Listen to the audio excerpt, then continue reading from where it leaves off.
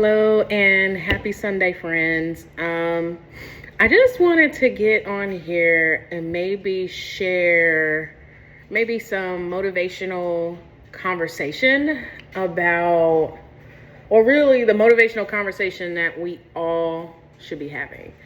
And it's not designed to, stage a coup. It's not designed to, not to have negative feelings about, certain things.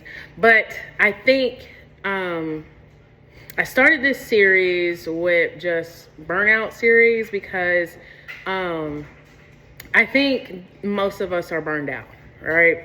And I think most of us are burned out because, and I'm speaking in reference to Black women, but there are other women of all other ethnicities, races that it does apply to, because essentially we've been indoctrinated that we must do more, we must do more, we must do more, we must do more, right?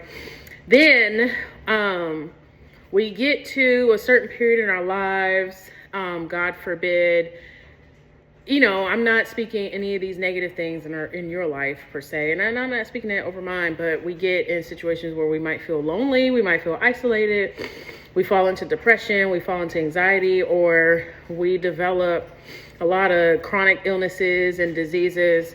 And at that point, we ask ourselves, like, man, how did I end up here? Or why am I here? Whatever the case may be.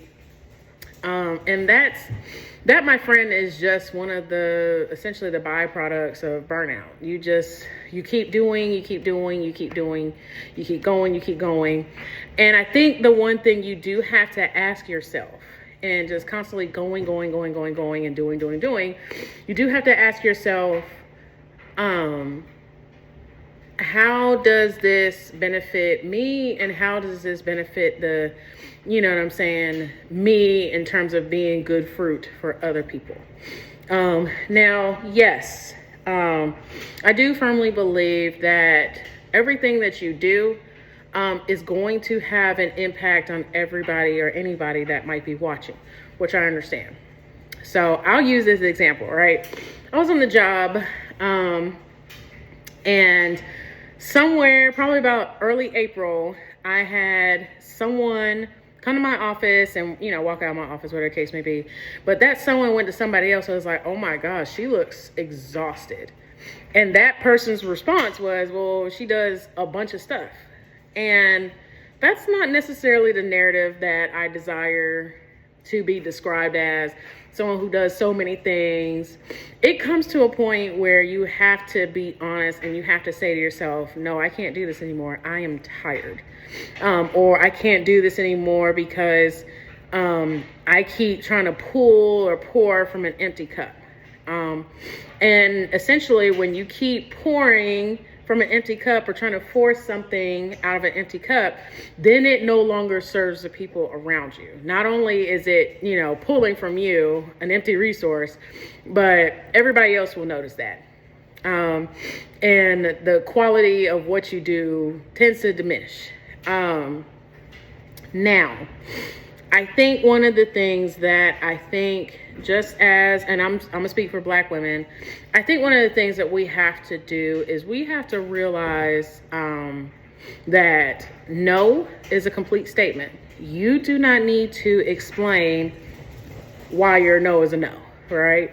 That's it. It's not up to you to continue to elaborate after the no, to try to manipulate and control people's emotions and feelings about something.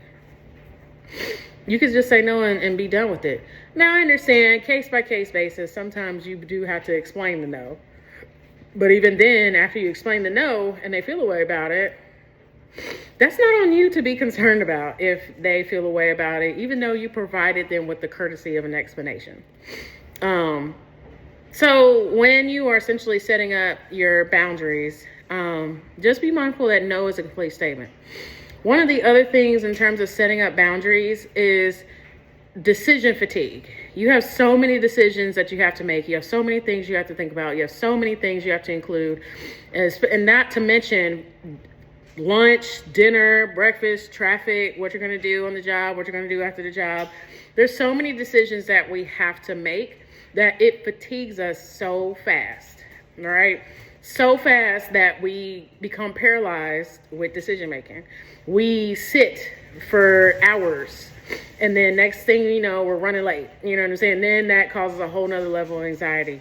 Or we procrastinate for hours, and then we wonder why this isn't done, or why now it's taking you longer to do this. So I firmly believe, because we have so many decisions to make and so many things to think about, not to mention, now I'm just a single woman. I can't imagine what it's like being a mother, a career woman, a spouse, you know what I'm saying? All those things, let alone on top of just the excessive decisions that I have to make. It's tiring, and it'll force you to freeze, all right? So we started out with just getting prepared and being honest with yourself and saying no where you need to say no, but also realize that you are paralyzed with so many decisions that you have to think about, consider. Sorry, I wasn't trying to kick one of my dogs. Yes, Taco. I don't have any more treats, Taco. It's all gone. You have to eat your food. So many decisions that you have to make.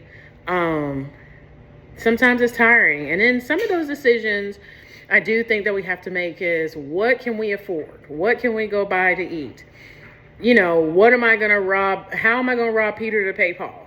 I think a lot of us, I do agree where, whomever is saying this statement or whoever said it first, that most of us are not bad with money. Most of us just need more of it. And in that, pivoting that, we got to learn to say no. We got to realize when we're in a paralyzed fight, flight, freeze phase. But also we need to be mindful of our careers and just our placement in the workforce. This can be for Black women. This can be for all women. And I think it really applies to all women. Just thinking about your placement in the workforce. If you are a millennial like I am, or even like a Gen Xer, at one point you were probably told by a parent or a grandparent that, you go to college, you find a job that you can retire from, buy a house, get married, have kids. Right? I'm realizing that we were sold a lie. And it's not a bad thing on our parents or our grandparents or anybody who raised us. But a friend of mine told me when I was talking about this earlier, had basically said it's because they only saw the world view from right then and there. And so at that time, right then and there, the economy that baby boomers and silent depression babies or Great Depression babies built, we were told to, hey, this is the world they built and this is how we're going to carry it on. Now, fast forward to 2026, it is definitely not like that anymore. Back then, when everybody was saying you could live off one income, for most people, that's not reality. Okay, to live off of just one income. At one point it was. It is no longer the case, especially if you are, I think, the lower middle classes, like in between like 53 and 83. If you are in that class or lower, you know what I'm saying, depending on where you are geographically, you're going to need another source of income. So those days of, now, if you make a high income, then yeah, that might be your only job, right? But if you're still in the 70s, 60s, 50s, 40s, 30s, even 80s, you need a second source of income. But in that, they told us that we can retire. Now, mind you, the lifespan of an individual is 70s, right? And so you wait until you're eligible for, Medicaid, Medicare, I always confuse the two. But the one that provides you eligibility at 67. So then you wait till 67 so you can collect that. You retire from the job. And then most the human lifespan is about 77, 75, right? In between 75 and 77. So essentially you got barely 10 good years to enjoy retirement. And it just seems like a setup.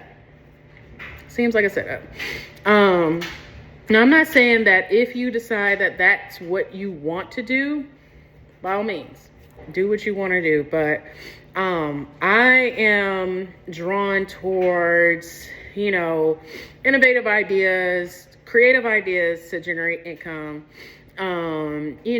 side hustles that are lucrative, maybe pivoting if you are one that wants to pivot out of your career, that's fine with that.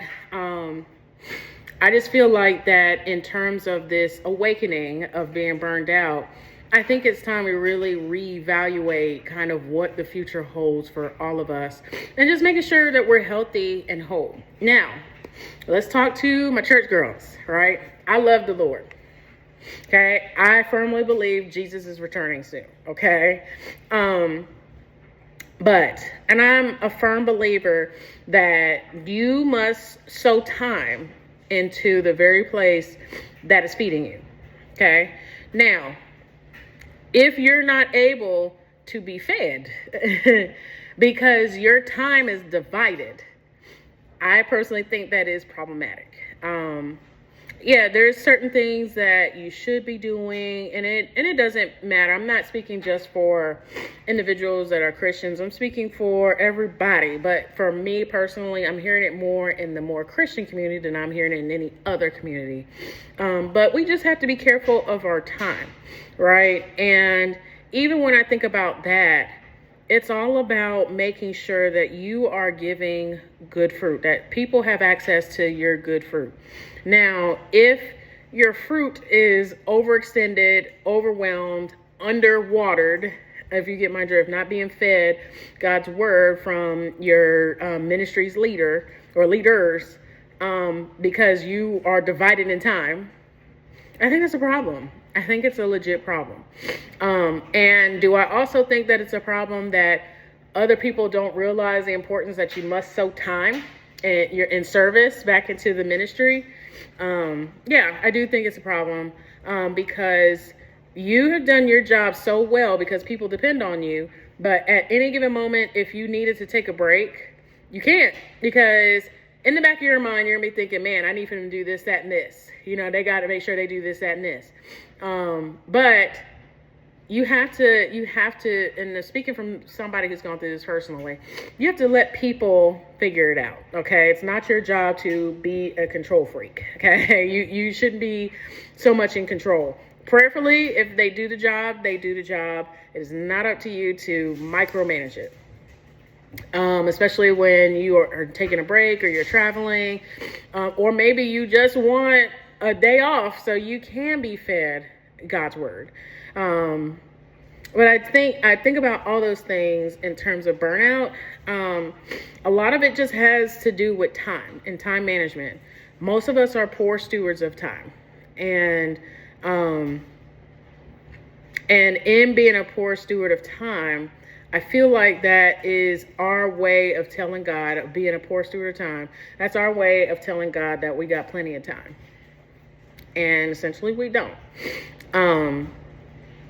And when I think about time, I think about how we use it for ourselves. I think some of us take up so much time doing so much stuff to avoid heavy feelings, or avoid heavy emotions. I do think that some of us use up all of our time because we are not sure of ourselves. We don't know who we are, or don't know our identity.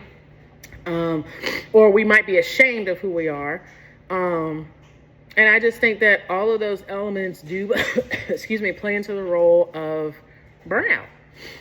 Just being burned out because, you think you have to say yes all the time to family. And speaking from experience, sometimes you gotta say no. But people need to know that you don't love them less because you're saying no.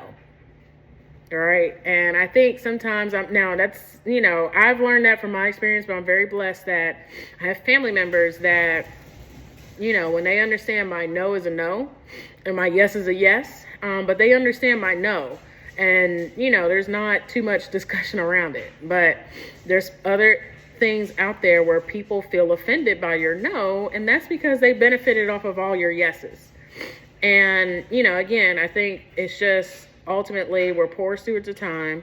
We don't want to step out and be innovative on how we generate income because of fear, because of disappointment, because of shame and embarrassment, because sometimes we're around people who shame us for having these ideas or shame us for, going out there and get it. And I do think that if anything, when you decide to per se wake up, it's so important that you include God in that plan. And what I mean by that is asking God to establish a firm foundation as you go through these transitions, because it's not going to be easy. It's not going to be easy. If anything, it's going to be hard because God's going to give you all the tools in the world that you need. But it's just so up to you prayerfully to know how to put that tool together, put it all together to make it into that very thing that you are seeking God for and that you're asking God. And God's answers are yes, not yet, and amen. And essentially, I know that God hears our prayers. I know God is faithful. I know that God always answers things in a timely manner. It might seem like a delay to us, but we're not here to understand his ways, right? His thoughts are not our thoughts. His ways are not our ways. And so, in realizing and trying to wake up from really trying to recover from burnout, I really want to encourage us to really talk to God, because when you start telling people no, and when you start pushing back on certain tasks on the job, or when you start telling certain people no in the church, or I can't do that in the church, or I'm tired, let me take a break from that, people are going to look at you strange. I really think that even if people look at you strange, and that kind of lets you know how they felt about you all along. But people are going to look at you strange. But take heart, my sister. I know it's going to get better for you once you wake up from really, realizing that, hey, I'm really burned out. I need something different. And when you really wake up with that mindset, like when you go to sleep at night, the rest that you're going to get, that's some of the best sleep that you'll ever have in your life. You're going to be very mindful of what it is that you do and do not want, what you do and don't like.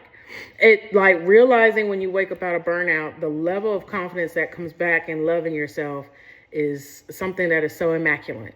And I pray that all of us ladies get a glimpse of that.